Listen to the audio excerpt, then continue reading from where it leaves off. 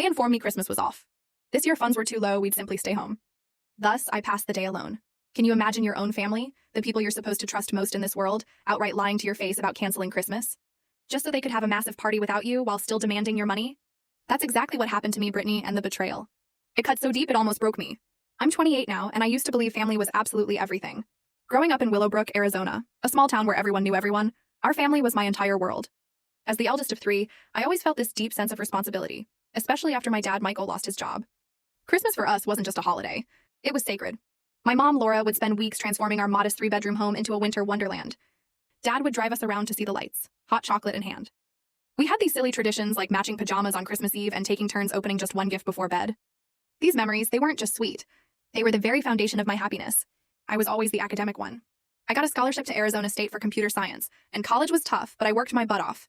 I took part-time jobs, covered my own expenses, determined to make something of myself. But no matter how busy I got, family remained my priority. I came home for every holiday, especially Christmas. After graduating with honors, I landed a dream job at Tech Fusion in Seattle. It was an amazing opportunity, even if it meant moving 1,000 miles away. My starting salary was more than both my parents had ever made combined, and I was so proud. But I still missed home, missed being close. Everything changed 3 years ago.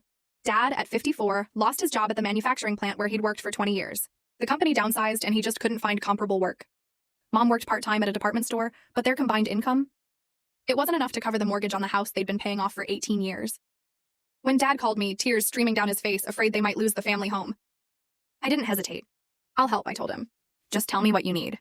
That was the beginning. First, it was the mortgage for a few months. Then, utilities when winter hit. Soon, I was transferring $2,000 every single month just to help them stay afloat. It's just temporary, princess, Dad would always say, using my childhood nickname. Until I get back on my feet. I never minded. My job was thriving. I'd been promoted twice. I could easily maintain my comfortable Seattle apartment and still support them. Despite the distance, I called them every Sunday, without fail. This year, as Christmas approached, those calls became even more frequent. I hadn't been home in 6 months because of a massive project at work, requiring insane overtime and weekend hours. But the thought of Christmas with my family, that kept me going. I can't wait to... Full story video added in below.